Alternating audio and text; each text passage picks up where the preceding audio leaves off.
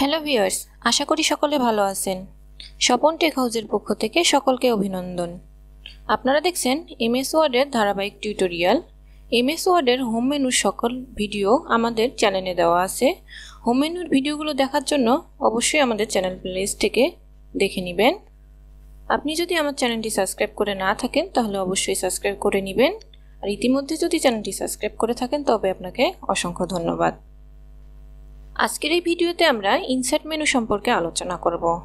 Insert menu থেকে প্রথম pages রয়েছে, পেজেসে সম্পর্কে ইনসার্ট মেনুর অধীনে পেজ সেকশন থেকে প্রথমেই দেখব আমরা কভার পেজ। ডকুমেন্টে যদি আমরা কভার পেজ অ্যাড করতে চাই, অর্থাৎ প্রথম একটা পেজ অ্যাড করতে চাই, তখন কিভাবে অ্যাড করব? অ্যাড করার জন্য ইনসার্ট মেনু থেকে পেজেস অপশন থেকে কভার পেজে আসতে হবে। কভার পেজের ড্রপডাউন অপশনে ক্লিক করে এখান থেকে যে কোনো একটি কভার পেজের স্টাইল সিলেক্ট করে নিতে পারবো।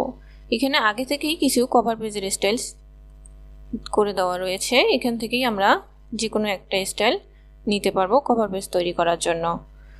আমি এখান থেকে এই স্টাইলটা নিয়ে নিচ্ছি।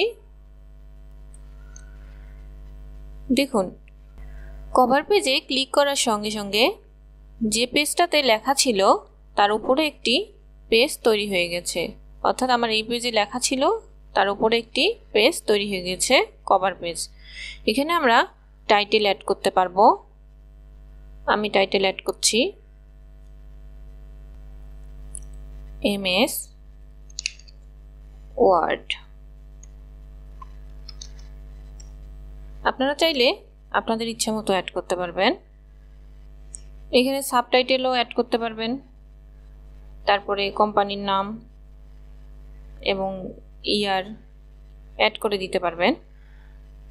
আমরা যদি চাই এই কভার পেজটা পরিবর্তন করে আরেকটি কভার পেজ নিব, সেক্ষেত্রে কিভাবে নিব?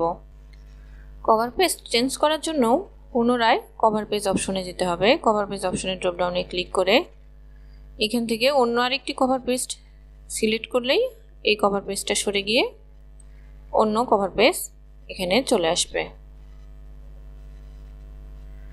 দেখুন, যা যা আমাদের লেখা থাকবে তাই এখানেও চলে আসবে। এমএস ওয়ার্ড শুধু লেখা ছিল, এই জন্য এমএস ওয়ার্ড চলে আসছে।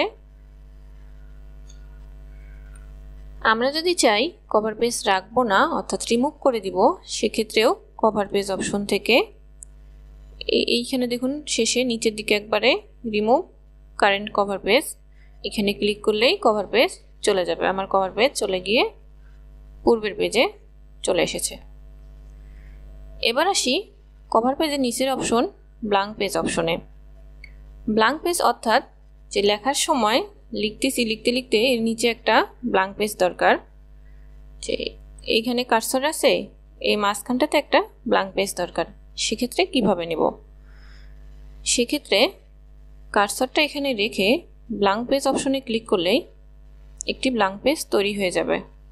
দেখুন, এই পেজের অংশটা নিচে চলে গেছে, মাঝখানে একটা ফাঁকা পেজ অর্থাৎ ব্ল্যাঙ্ক পেজ তৈরি হয়ে গেছে এবং লেখাটা তৃতীয় পেজে চলে আসছে। দ্বিতীয় পেজটা ব্ল্যাঙ্ক পেজ। আমরা পুনরায় পূর্বের অবস্থায় আসার জন্য আনডু করছি, আবার পূর্বের অবস্থায় চলে আসছে। এবার আসি পেজ ব্রেক অপশনে। ব্ল্যাঙ্ক পেজ এবং পেজ ব্রেক একই রকম মনে হইলেও একই রকম না। কেননা আমার কার্সর এখানে থাকা অবস্থায় যদি আমি ব্ল্যাঙ্ক পেজে ক্লিক করি তাহলে মাঝখানে একটি ফাঁকা পেজ অর্থাৎ ব্ল্যাঙ্ক পেজ তৈরি হবে, এই লেখাটা তৃতীয় পেজে চলে যাবে। আর যদি পেজ ব্রেক অপশনে ক্লিক করি তখন এই কার্সর যেখানে আছে সেইখান থেকে উপরের অংশটা একটা পেজে এবং নিচের অংশটা আরেকটা পেজে বিভক্ত হয়ে যাবে। দেখি, পেজ ব্রেক অপশনে ক্লিক করলাম, দেখুন এই যে 1 নম্বর পেজে এইটা ছিল এবং 2 নম্বর পেজে এই লেখাটা চলে আসছে, মাঝখানে কোনো পেজ তৈরি হয়নি। শুধুমাত্র ব্ল্যাঙ্ক পেজের ক্ষেত্রে মাঝখানে পেজ তৈরি হবে, আর পেজ ব্রেকের ক্ষেত্রে দুইটা পেজে লেখাটা বিভক্ত হয়ে যাবে, অর্থাৎ যেখানে আমাদের কার্সর থাকবে সেখান থেকে লেখাটা বিভক্ত হয়ে যাবে। আশা করি এখান থেকে আপনারা ব্ল্যাঙ্ক পেজ এবং পেজ ব্রেকের পার্থক্যটা অবশ্যই বুঝতে পারবেন। তো ভিউয়ার্স, এই পর্যন্তই থাকছে আজকের ভিডিওটা যদি ভালো লেগে থাকে তাহলে অবশ্যই লাইক করুন, শেয়ার করে অন্যকে দেখার সহায়তা করুন। আপনি যদি এখনও চ্যানেলটি সাবস্ক্রাইব করে না থাকেন তাহলে অবশ্যই সাবস্ক্রাইব করুন। আপডেট ভিডিও পেতে বেল বাটন চাপুন। পরবর্তী ভিডিওতে আবার কথা হবে ইনসার্ট ট্যাবের কোনো গুরুত্বপূর্ণ অপশন নিয়ে। সে পর্যন্ত সকলে ভালো থাকবেন। সকলকে ধন্যবাদ।